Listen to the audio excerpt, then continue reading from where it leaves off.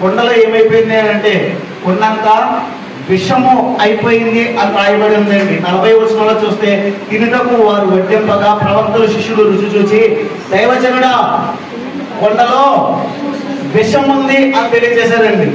కొండలో విషం ఉంది అని తెలియజేశారు. పెద్ద కొండను ఒకటి పెట్టారంట, పై మీద వండడానికి సిద్ధపడ్డారు. ఆ వండుతున్నప్పుడు కొండలో ఏమైపోయిందంటే కొండంతా విషకరముగా మారిపోయిందంట.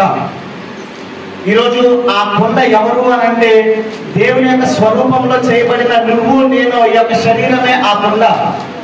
ఈ కొండంతా విషకరముగా మారిపోయింది. ఈ కొండలో విషం వచ్చేసింది.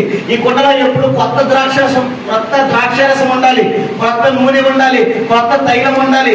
కొత్త ద్రాక్షారసం కోసం వారు పరిగెత్తి ఆ పూర్వకులన్నీ కోసుకొచ్చి ద్రాక్షారసం చేయాలనుకుంటే ఇప్పుడు ఆ కొండ ఏమైపోయింది అంటే విషకరముగా మారిపోయిందంట.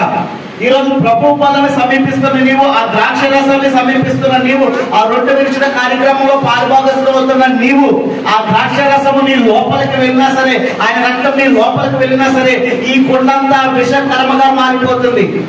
వేరే వాళ్ళ గురించి మాట్లాడుతూ ఉంటాము, వేరే వాళ్ళ గురించి ఆలోచిస్తూ ఉంటాము, కానీ మన యొక్క శరీరాన్ని గురించి మనం పట్టించుకోవడం మానేసాము. మన యొక్క ఆత్మీయమైన జీవితం గురించి పట్టించుకోవడం మానేసాము.